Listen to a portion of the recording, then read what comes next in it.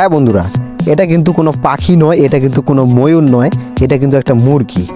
আমরা কিন্তু গ্রাম অঞ্চলে বেশিরভাগ সময় এই মুরগিগুলোকে ময়ূর মনে করি এবং কি পাখি মনে করি। এগুলা কিন্তু পাখি না বা ময়ূর না, পাখি জাতে, কিন্তু এগুলা কিন্তু এক প্রকার মুরগি।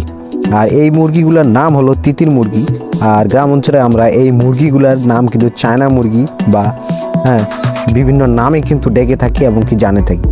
এই মুরগিগুলো খুব একটা সচরাচর আমরা দেখতে পাই না, বাট আমি যখন ঠাকুরগাঁয়ে যাই জিনের মসজিদে, তখন আমার এই মুরগিগুলো চোখে পড়ে। এবং কি আমাদের দিনাজপুরের বাহাদুর বাজারে, আরও আমি বাজারে এই মুরগিগুলো লক্ষ্য করি, কিন্তু সেই সময় আমি অতটা গুরুত্ব দেইনি। কিন্তু বাট আমি যখন ঠাকুরগাঁ ভুরলি এবং কি জিনের মসজিদে আমি যাই, তখন এই মুরগিগুলো দেখে আমার কিন্তু আশ্চর্য লাগে এবং কি আমি এগুলাকে ময়ূর মনে করি।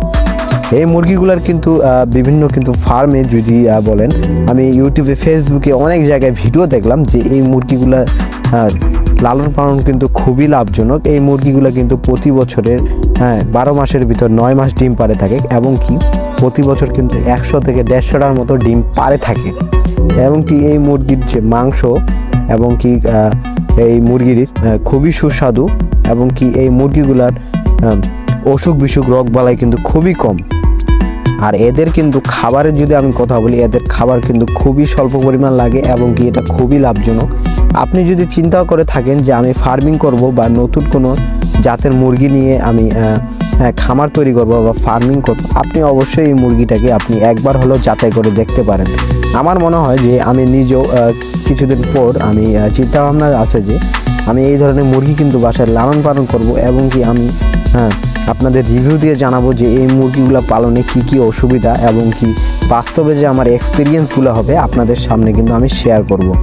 আর এবং কি এই মুরগিগুলো কিন্তু আপনারা সব জায়গায় পাবেন না, এবং কি আপনি যদি তিতির মুরগি বা চায়না মুরগি বলেন, সেক্ষেত্রে হয়তো বা কেউ চিনবে, হয়তো বা কেউ চিনবে না। কিন্তু আপনাদের বিভিন্ন বাজারে বা বিভিন্ন জায়গায় আপনারা জিজ্ঞাসা করে দেখতে পারেন।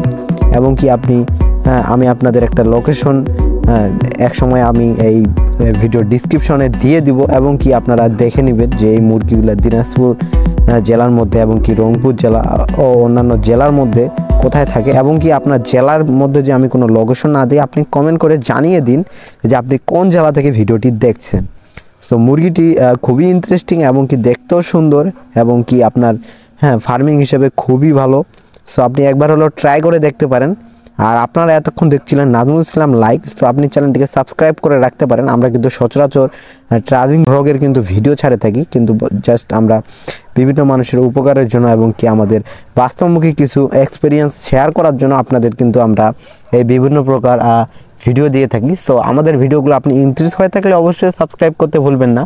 সো দেখা হবে নতুন কোনো আপনাদের উপকারী ভিডিও বা ট্রাভেল ব্লগের ভিডিও। সো অবশ্যই সাবস্ক্রাইব করে রাখবেন, এমনকি কমেন্ট করে জানিয়ে ভিডিওটা কেমন হচ্ছে। সো আজকের মতো বিদায়, আল্লাহ হাফেজ।